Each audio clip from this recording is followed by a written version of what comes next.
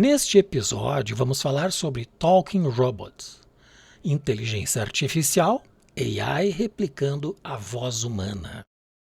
E o convidado de hoje é Norton Flores. Ele é publicitário, foi professor da PUC-RS e da Universidade Federal do Rio Grande do Sul. Coautor do curso de pós-graduação em marketing do vinho na ISPM-RS e sócio fundador da Blank Comunicação, uma das maiores agências de publicidade gaúcha dos anos 90. Em 2000, se associou ao grupo Publicis, onde alguns anos depois vendeu sua participação e se dedicou a novos projetos. Na sequência, fundou a Enjoy, empresa dedicada a eventos na área de educação, cidadania e moda, na qual teve John Casablancas, que foi o criador da maior agência de modelos do mundo, a Elite Models, como sócio. Atualmente, além da Enjoy, é colaborador em projetos especiais da AbraRec, Associação Brasileira de Empresas Clientes, e também como voluntário é diretor de marketing do Instituto CEO do Futuro, dedicado à educação de jovens universitários de baixa renda. Ele também é consultor em relacionamento com clientes na área de inteligência artificial e robôs de atendimento por voz de uma das maiores empresas do segmento no Brasil. Norton, seja muito bem-vindo. Obrigado, Maurício. É uma honra participar do podcast, que eu tenho acompanhado semanalmente, está cada dia melhor. Espero contribuir. Certamente. É uma alegria a aceitação do convite, Norton. E entrando no tema, não é de hoje que a computação por voz tem feito parte da vida das pessoas. Os exemplos mais corriqueiros são o Google Home, o Alexa da Amazon, a Siri da Apple. Então vamos assistir um pequeno vídeo que ilustra esta realidade. This phone call blew my mind. I want you to listen to it very, very carefully. It sounds like an ordinary call at first, but trust me, the twist at the end is worth it. Good evening. Hello? Hello. Hi, I'd like to reserve a table for Friday the 3rd. Okay, hold on one moment. Mm-hmm. Okay. Hold on one second. Mm-hmm. So Friday, November 3rd. How many people? For 2 people. 2 people? Yeah. What time? At 5 p.m. Okay. And your name? The first name is Daniel, that's Daniel. Okay. You're all set. Okay, great, thanks. We'll see you next Friday. Okay, thank you. Bye. So, did you pick up on anything unusual there? Because as it turns out, the guy in that phone call is a robot, specifically Google Assistant. Specifically, you can ask your Google Assistant on your phone or your Google Home to make a reservation for you, and it can call and do it, and that's what it sounds like. Holy smokes. So, think about the implications here. There was ums and ahs, there were pauses in it. It sounded natural back and forth. You could tell it was a robot just a little bit because there was a little bit of formality to the phrasing where there might not have been otherwise, but it sounded like a human. That is so cool. Este vídeo foi gravado em 2018, então já faz 5 anos, e de lá para cá a diferença no mundo digital é enorme. No entanto, este campo da tecnologia avançou muito e está literalmente substituindo os call centers, se utilizando da inteligência artificial e machine learning para dialogar com as pessoas. E interagindo de maneira que não saibamos se é uma pessoa ou um robô falando com a gente. Então eu lhe pergunto, em quais tipos de negócios os robôs de atendimento por voz estão em atividade hoje no Brasil e ainda, fale de algum exemplo prático. Os bots, eles estão praticamente em todos os setores da economia, Maurício, onde existe um médio ou alto volume de contatos com os clientes, né? Seja ativo ou receptivo. Vai de operadoras de celulares, cobrança e recuperação de crédito, hospitais, clínicas, convênios médicos, consórcios, bancos, redes de varejo, redes de fast foods, montadoras, prefeituras. É uma, assim, cada vez mais novas empresas que têm um volume significativo estão aderindo. Hotéis, por exemplo, para agendamento, 24 horas, você entra lá e você faz sua reserva, se não quiser fazer reserva pelo site. Né? Então, é muito grande realmente o número de setores da economia que estão se valendo de bots. Né? Eu acho que, como exemplo, teriam dois bons exemplos. Né? O primeiro é do Serasa, que ganhou o Prêmio Excelência em Design Digital em 2021 e que reduziu em 96% o número de transferências e atendimento dos bots para atendimento humano. Elevou em mais de 11 vezes o número de acordos fechados entre maio e agosto daquele ano.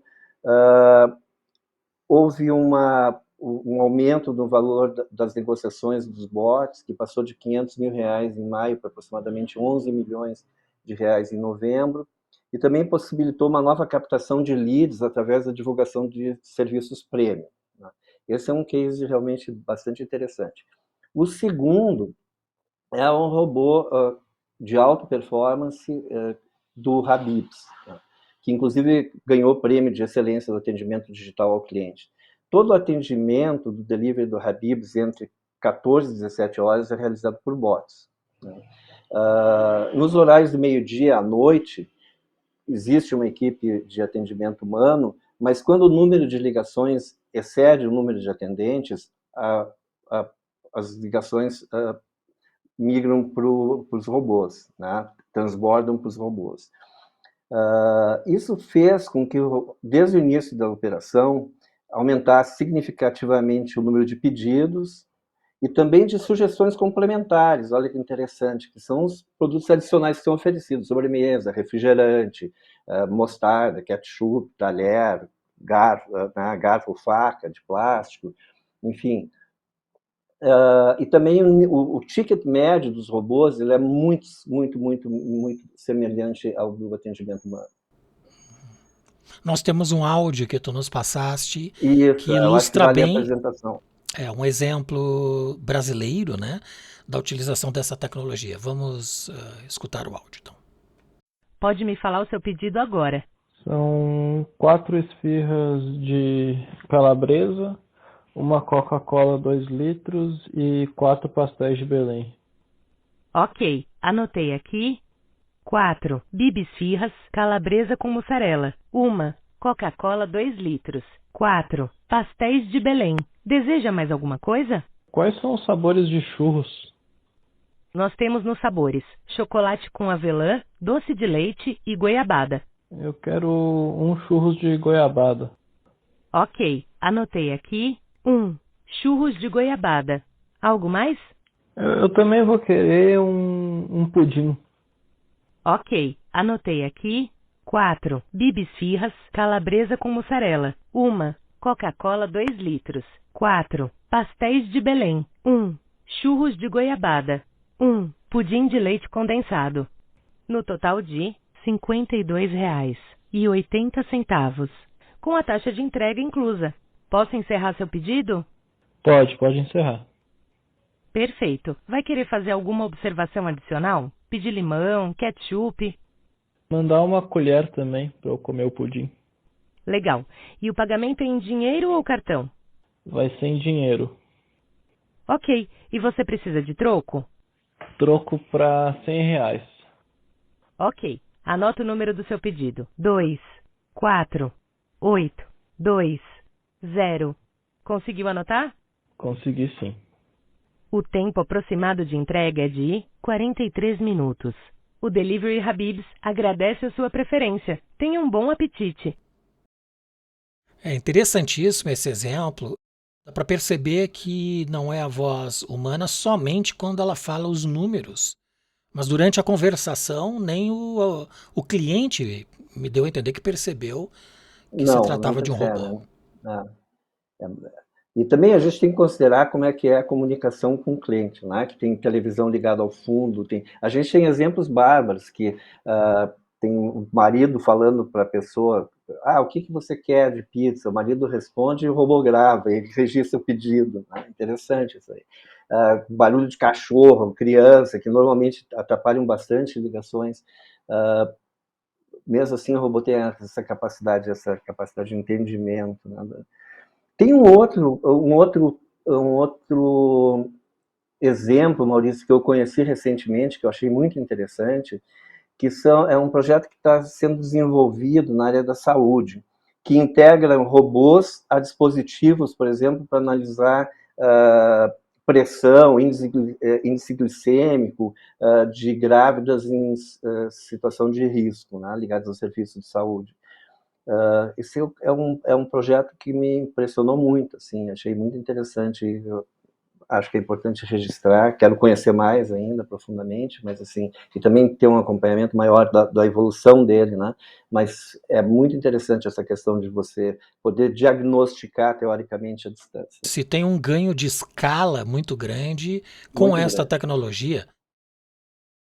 E reduz o risco da paciente, né? Que às vezes são pessoas bastante vulneráveis, que não têm acesso também a ir toda hora a um posto de saúde, e em horários de finais de semana, qualquer horário que é detectado, ele aciona, né? E já agenda consulta, tudo. É muito interessante esse projeto. Muito bom. O uso de chatbot, que são os robôs que interagem por texto, são mais perceptivos pela rapidez e previsibilidade das respostas. Eles denunciam uma certa impessoalidade do diálogo. Com o uso da tecnologia de automação da interação por voz, na qual você trabalha, utilizando AI, já é possível que o diálogo de robô identifique sinais de emoções e reaja a estes sentimentos com as pessoas nesses contatos? Já existem softwares de análise de fala que conseguem perceber o humor do cliente, né? Eles ainda têm muito a evoluir, mas mesmo assim, o que existe permite informações importantes para melhoria, por exemplo, do design de diálogo e para programação, né? E com isso, consequentemente, melhorar a experiência do cliente. O trabalho de construção de um bot é um trabalho árduo, requer muita atenção constante da equipe de monitoria para detectar falhas, todas as possibilidades de melhorias que vão se apresentando à medida que o robô está em uso, né, está em operação, mas ainda falta um pouquinho para desenvolver nessa área de...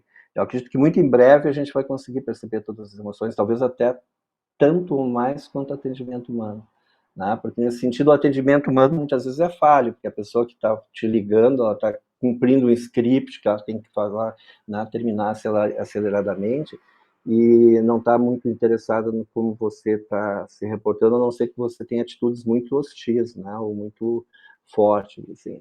E o robô já tem uma percepção um pouquinho melhor. Acho que a gente pode ter um crescimento bom aqui nos próximos anos. A tecnologia está evoluindo muito rapidamente, né? Certamente. Uma das várias vantagens dessa tecnologia é que um mesmo computador pode efetuar milhares de chamadas telefônicas e dialogar simultaneamente com as pessoas. O atendimento humano é sempre individualizado. Então, quantas interações de diálogo um robô pode efetuar em apenas um dia, por exemplo? E qual é a taxa de retenção das pessoas até a finalização do serviço de uma venda ofertada? Vamos por partes. O número de ligações é virtualmente ilimitado. Tá? Como exemplo, recentemente, para uma operadora de telefonia, foram realizadas 25 milhões de tentativas com 2 milhões de ligações atendidas. Tá? Na área de saúde, em 2020, durante a pandemia, os robôs foram utilizados para diagnosticar pessoas infectadas e encaminhar para atendimento médico do SUS, no caso de sintomas graves, né? Foram efetuadas mais de 20 milhões e 500 mil triagens de pessoas com idade superior a 50 anos, em 5.500 cidades de todas as regiões do país. Foram recebidas mais de 1 milhão de ligações pelo 136, que era o número designado para checar os sintomas do Covid-19. Mais de 2 milhões e 500 mil ligações foram transferidas para o call center para uma análise mais profunda dos sintomas reportados ao bot. Então, por aí você já tem uma ideia da capacidade de número de ligações simultâneas, diárias e mensais. O índice de retenção varia muito em função do tipo de operação, né? Mas exemplificando que um robô de atendimento para um cliente que é uma montadora de automóveis, a gente consegue uma média de 83% a 88% das ligações que antes seriam transferidas para o atendimento humano. O índice de retenção varia muito em função do tipo de operação, mas exemplificando, em um robô de atendimento ao cliente de uma montadora de automóveis, por exemplo, a gente conseguiu atingir a retenção de 83% das ligações que antes eram transferidas para o atendimento humano. É um índice bastante considerável. O case do Serasa também é um case interessante, ele possibilitou uma diminuição de 96% nos casos de transferência para o humano, o que é outro bom exemplo de retenção. Esse aí num volume extremamente grande de ligações realizadas. Neste case do Serasa, qual foi o tipo de interação que o robô fez? Qual era o objetivo? O case do Serasa ganhou o prêmio Excelência em Cobrança Digital em 2021.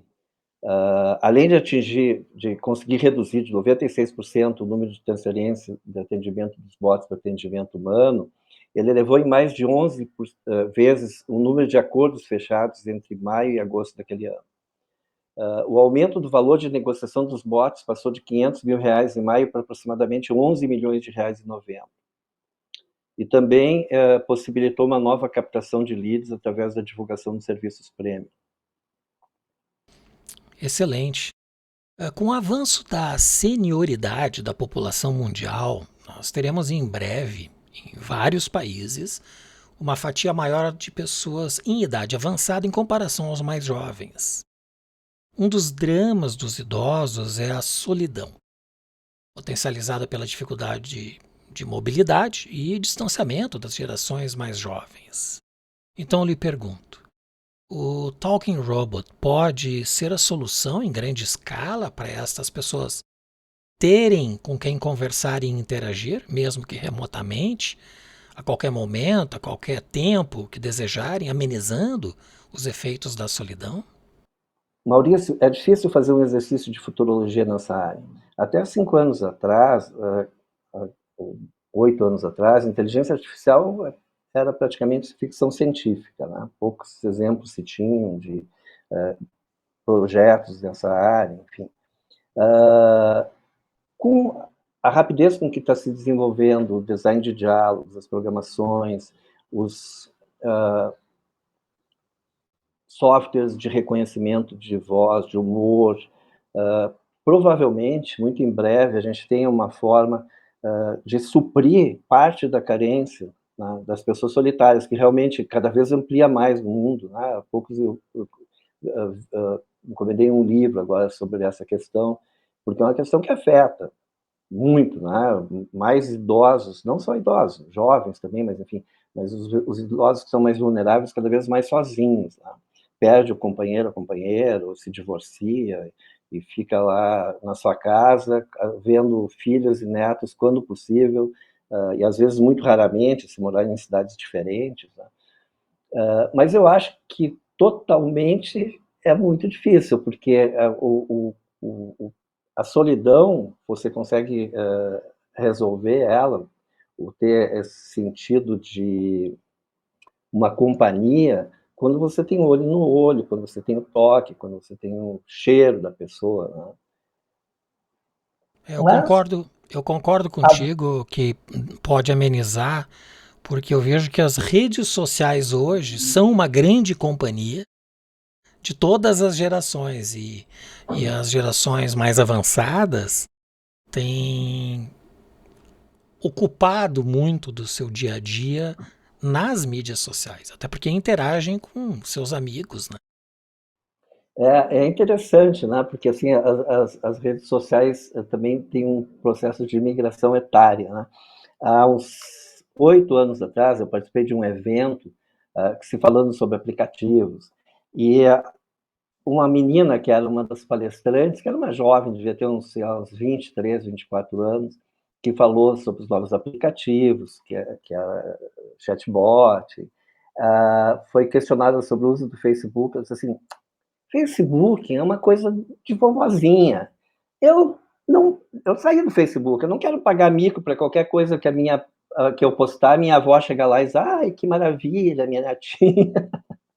E hoje, eu estava recentemente falando com outro amigo que trabalha nessa área, e ele estava comentando sobre a migração das faixas etárias para o TikTok, né? Nem é só para o Instagram, o TikTok, que é onde mais reunia jovens até pouco, as pessoas de mais idade estão migrando.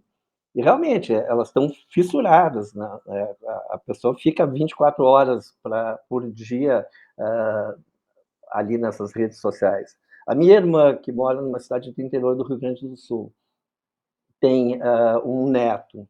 Quando ela não está com o neto, ela está no Facebook. Às vezes eu mando uma mensagem para ela demora um dia para me responder pelo WhatsApp, porque ela estava no Facebook ou cuidando do netinho. Então as redes sociais cumprem um pouco essa parte. Mas eu acho que talvez o robô de voz, principalmente no momento que a pessoa se sentir solitária e tiver um número para ligar, seria muito legal, né? Porque se você detectar, por exemplo, uma situação de risco em termos de uma depressão mais grave e puder encaminhar para o serviço de atendimento médico, seria maravilhoso. Talvez a gente evitasse muito problema, né, que ocorre atualmente, de Certamente. suicídios ou outros tipos de atitudes. Né? Seria um belo projeto para se trabalhar.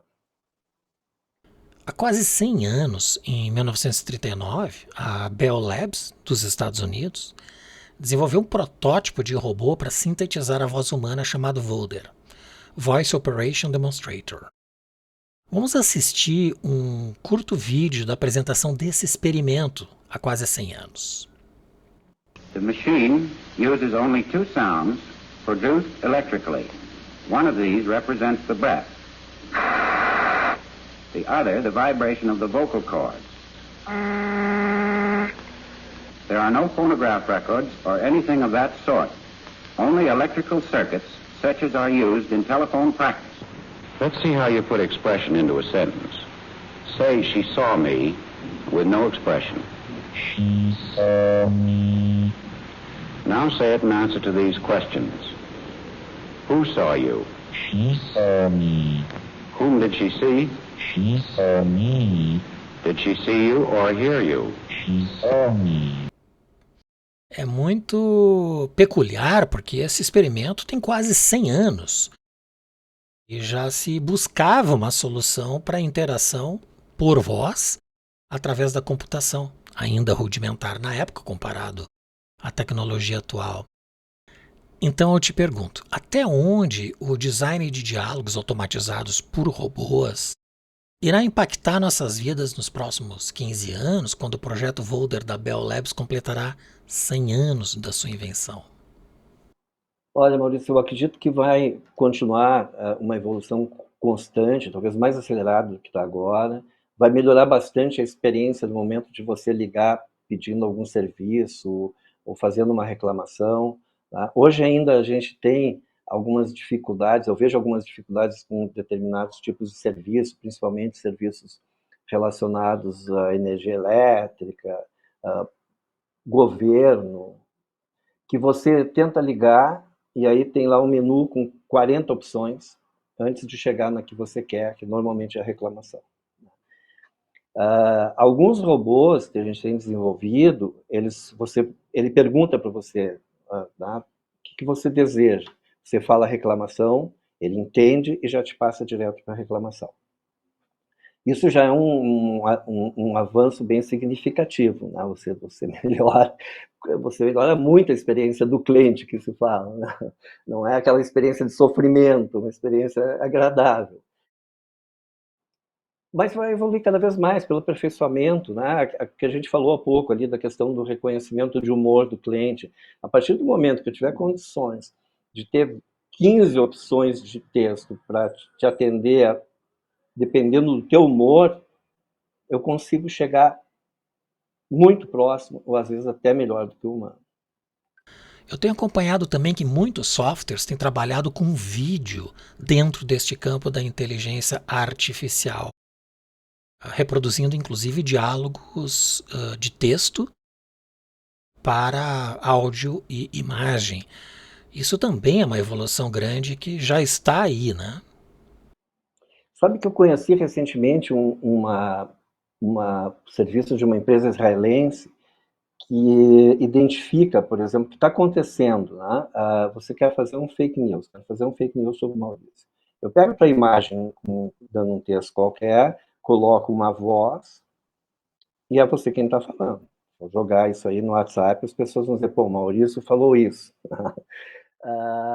E esse software dessa empresa, ele reconhece quando o texto não é o correto, né? Quando o teu timbre de voz não é aquele que está aplicado à tua imagem. Que é interessante, porque tem dublagens tão boas que é muito difícil você perceber, né, o que está acontecendo, né, se é real, se não é real. Então, cada vez mais eu acho que vão existir essa coisa da realidade virtual, de você criar um personagem, para a gente perceber, né, Maurício, como essas coisas evoluem rapidamente. Há uns 20 anos, 23 anos atrás, o John Casablancas criou uma modelo virtual. Mas só que a programação dela era tão cara, tão difícil, que ela se tornou inviável.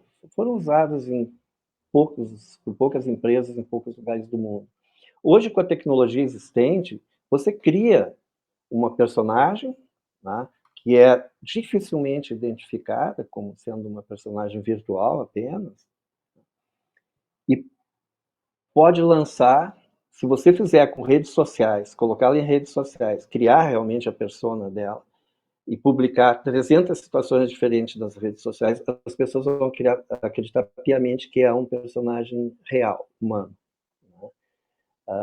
Então, realmente a tecnologia é sempre surpreendente e cada vez será mais.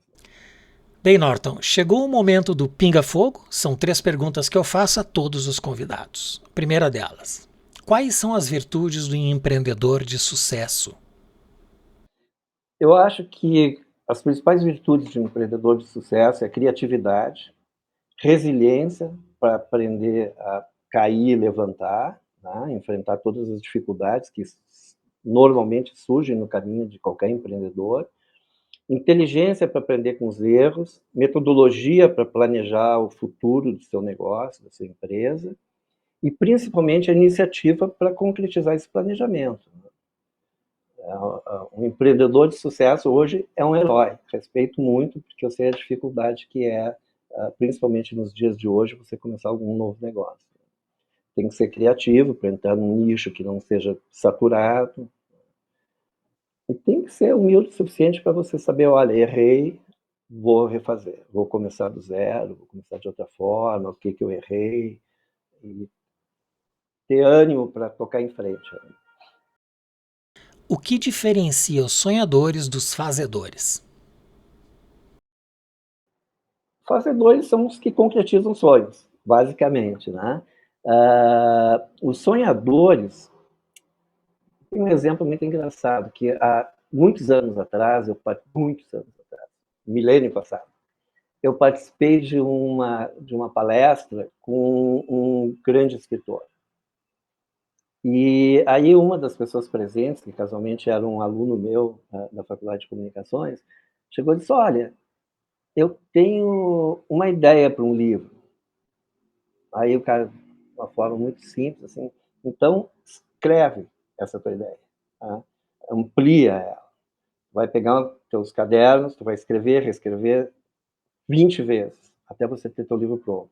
Por enquanto, ela é só uma ideia, não é um livro. Se você quer realmente concretizar essa ideia, trabalhe árduo, né? É o que você fez com o Podbrand, é o que você certamente fez com o teu livro, é o que você fez com toda a tua carreira profissional, né?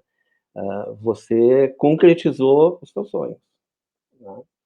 Poderia estar lá sonhando ainda, vou escrever um livro sobre branding. Enquanto você não sentou, botou, não começou a trabalhar, era um sonho. Então, acho que é isso. Os fazedores são os que concretizam os sonhos. Primeiro tem que sonhar preferencialmente grande, porque o trabalho de sonhar pequeno e grande é o mesmo, né? E depois pôr a mão na massa, fazer a coisa acontecer da melhor forma possível, né? Se não ficar tão bom, repete até ficar bom. É o processo de redação, né, Maurício, de autoria de um livro. Você certamente escreveu 15, 20 vezes algumas páginas até chegar ao que você queria, né? E a última, o que é design? Na minha concepção, é o pensar, o desenvolver e o aplicar soluções inovadoras para diversos desafios que a vida nos propõe. Quando eu assisti os outros podcasts e vi que tinha essa pergunta, eu fiquei pensando bastante assim, qual definição poderia dar, né? Até consultei o teu livro, mas eu acredito que essa definição mais ou menos contempla como eu penso, como eu vejo, né? Porque design tem tudo hoje em dia, né? Tem design de texto, tem design de imóveis, tem design de embalagem, tem design da tua vida, né? Você planeja a tua vida de uma forma mais bonita, né? Mais elegante, mais adequada à realidade. Basicamente é isso que eu penso sobre design. Muito bem. Mas eu estou falando com o mestre de design, então aceito críticas. Muito bem. Norton, estamos chegando ao final e gostaria ainda, antes de se despedir, que indicasse um ou mais livros que ajudem as pessoas a alcançarem sua melhor versão. Mal, eu escolhi alguns livros aqui que eu acho significativos, principalmente quando você fala da sua melhor versão. Esse aqui, 21 lições para o século XXI, de Yuval Harari. É um livro impressionante pela visão dele dos grandes desafios que a gente tem atualmente, né? Esse livro, que é Uma Questão de Vida e Morte, do Irving Yalom, Mervyn Yalom, que fala sobre companheirismo, sobre amor, sobre empatia, sobre a percepção da pessoa frente à morte, né? E o luto. Né? Eles escreveram esse livro quando ela estava já numa fase de câncer terminal. É um livro emocionante, eu demorei para conseguir concluir, porque ele pega muito forte. O terceiro livro, Maurício, eu acho que talvez você já conheça, é esse aqui, A Árvore da Marca. Você vê que não tem nenhum tag aqui, porque eu guardo ele muito carinhosamente na minha estante, em função de uma dedicatória que eu recebi, e eu li ele em PDF, então esse aqui é um exemplar que eu guardo como obra de arte, com muito carinho. O quarto livro é esse aqui, Ensaio sobre a Cegueira, do Saramago, que na orelha dele tem uma descrição que diz que o livro fala sobre a responsabilidade de ter olhos quando os outros os perderam. Que eu acho que é muito essa questão da empatia, né? Do cuidado com o outro, de ajudar os outros, de crescer como ser humano, como um todo e não individualmente, só pensar só no seu sucesso profissional, mas de tentar levar o máximo possível que você pode, né? E principalmente orientar os que estão mais perdidos. São os 4 livros que eu sugeriria aí, porque eu acho que são realmente muito significativos. Muito bem. Só reforçando, esses livros terão um link no site podbrand.design na página Sabedorial. Esse link leva ao livro na plataforma da Amazon. Norton, tem ainda uma última pergunta, que é da Marta Vilagra. Ela é autora e coach profissional e que esteve em nosso episódio da semana passada. E ela fez, então, esta pergunta para o próximo convidado sem saber que seria você. Abre aspas. O que é muito difícil, quase impossível, mas que se não fosse, melhoraria muito o mundo atual em que a gente vive? Muito difícil, quase impossível, o que melhoraria o mundo seria a gente aumentar de forma generalizada a empatia das pessoas, né? Porque nós estamos num momento muito difícil da história humana, né? No mundo inteiro, a gente está enfrentando uma polarização imensa com relação a questões políticas, a questões afetivas, a questões sobre sexualidade, que é assustadora, né? E, ao mesmo tempo, as pessoas estão cada vez mais fechadas a ouvir o outro, a trocar ideias, né? A crescer com o entender o outro e entender a posição do outro. Né?